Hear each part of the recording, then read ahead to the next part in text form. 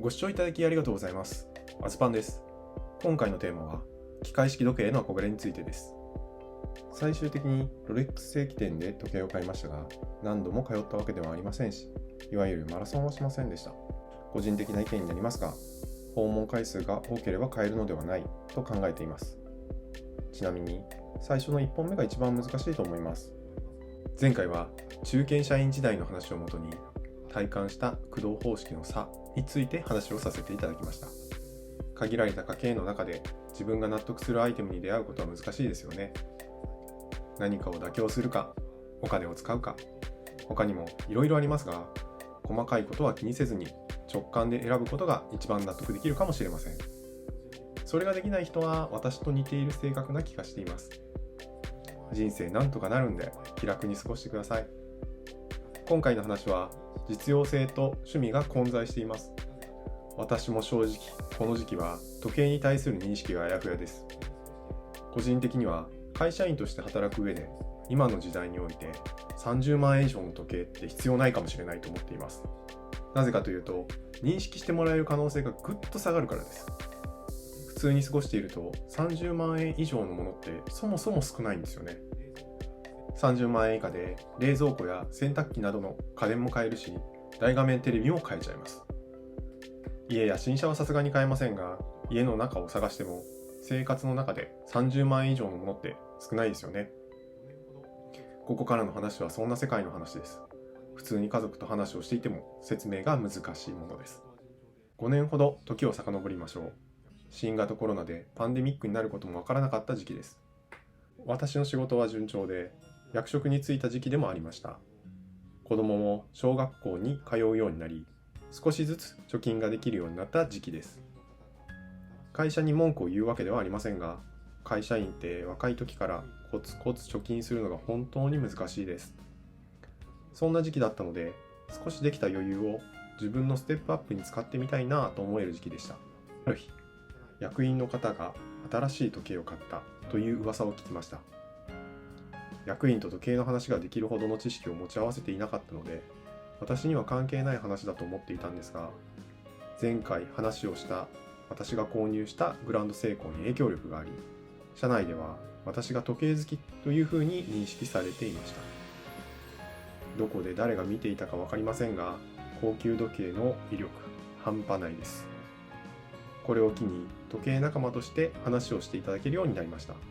その方は大学時代から使っていた機械式の時計を40年経った今でもオーバーホールに出しているくらいの時計好きで、私の憧れでもありました。新しく買った時計も含め、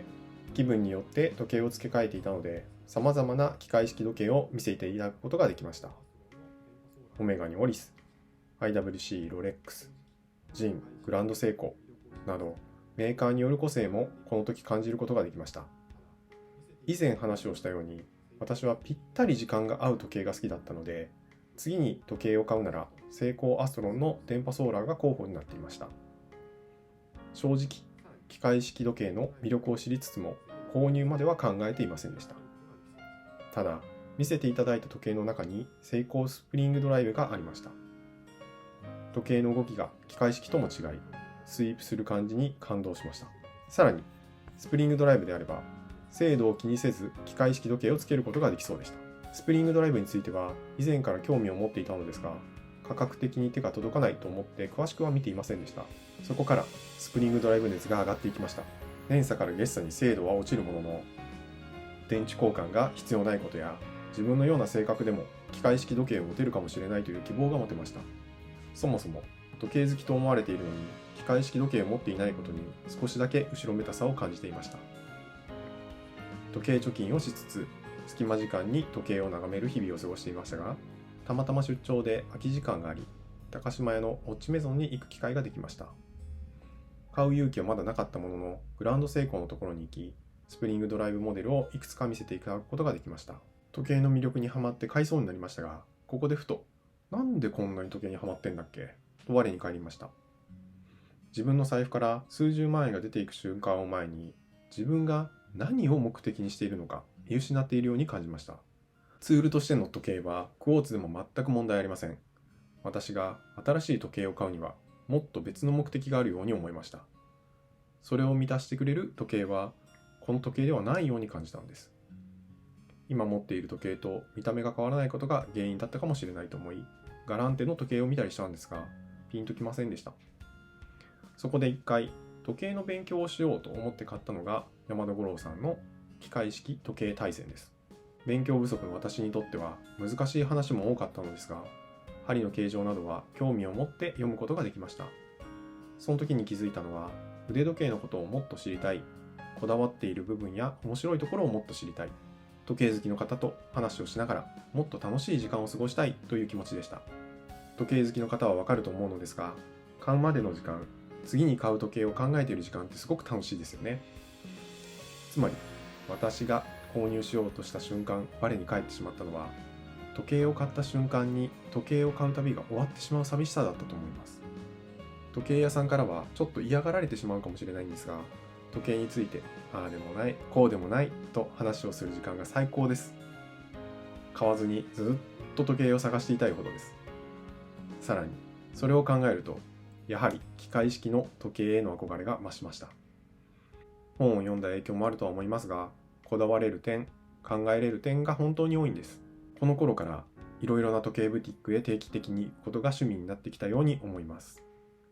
行けても月に1回程度ですが、いろんなブランドに行くと 1,2 時間、そのブランドの歴史やモデルの説明をしてもらうことができました。唯一なかなか行けなかったのがロレックスです。噂で中に入っても時計はないし買えないと聞いてきたこともあって敬遠していました。次に買う時計の候補はアストロンではなくなってしまいましたが、スプリングドライブへの興味は続いていました。独自の駆動方式に憧れがありましたし、夜光を使わなくてもわずかな光で時間がわかるインデックスにこだわりも感じていました。機械式時計の本命なら IWC のインジュニア、ブティックのカタログで見たときに性能に関わらず見た目で欲しいと思ってしまいました。デスクワークがメインだったので、耐位性に優れている点やジェンタデザインを継承しているところにも惹かれているところでした。他にも考えていたのはジャガールクルトのマスターウルトラスリムです。シンプルだけど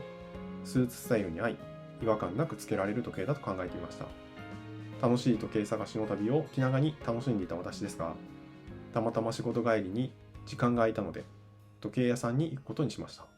目当てを決めず出会った時計の説明を聞こうというくらいの気持ちだったんですが、その日はロレックスに誰も並んでいなかったので入ってみることにしました。夏の暑い時期だったと思います。接客いただいた店員さんに、今メインでつけている時計がグランドセイコーのクォーツであること、機械式時計については精度面について不安があるためスプリングドライブも検討していること、仕事で使用するため派手すぎない時計でメタルブレスを検討していることを伝えました。在庫があるかもしれないので見てきますねと言われて店内でしばらく待っていました。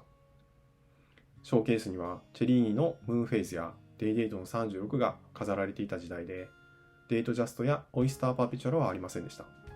ショーケースにある時計は予算的にも難しかったので、ロレックスは無理かなと思って時間を過ごしていました。店員さんが帰ってきて、在庫はありませんでしたと言われたんですが、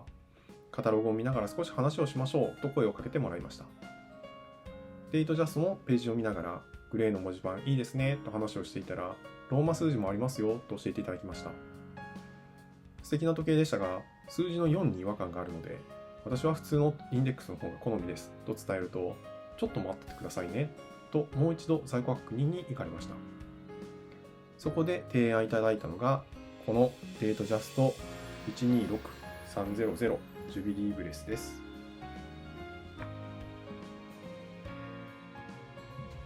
どのぐらいの価格かも知らなかったですし、そもそも在庫がないと聞いていたので完全に不意打ちでした。腕に乗せてみませんかと言われた時点では少し迷っていたのですが、せっかくの機会だし試してみようくらいの気持ちで試着してみました。つけた瞬間に魅了されたと思います。ずっと時計本体に注目していたんですが、ブレスレットを含めた綺麗さに驚いたのはロレックスが初めてでした。価格を見てすぐに決められないなぁと悩んでいると、ロレックスの3大発明について説明がありました。ロレックス好きには当たり前の話かと思いますが、まだ知識がなかった私にとっては興味深い話だったんですよね。気づいたら妻に買っていいか確認の電話をしていました。もしかしたらダメって言われることを期待していたかもしれませんが、意外にも別にいいよって言ってもらうことができました。短い時間で決断することになりましたが、自分らしいデートジャストの設定になったと思います。長々話をしましたが、私が転売目的でないことが十分伝わったのではないでしょうか。何かお探しのモデルはありますかと聞かれたときに、モデル名を答えるのではなく、自分の現状と目的を伝えれば提案してもらえると思います。ついに憧れの時計を買った瞬間でした。高額な時計に不安はありましたが、思い切ることができました。最後まで聞いていただきありがとうございます。皆さんが欲しい時計に巡り合えることを祈っています。次回は休日につける時計と趣味をテーマに話をしたいと思います。次回の動画も見ていただける方は、ぜひチャンネル登録をお願いします。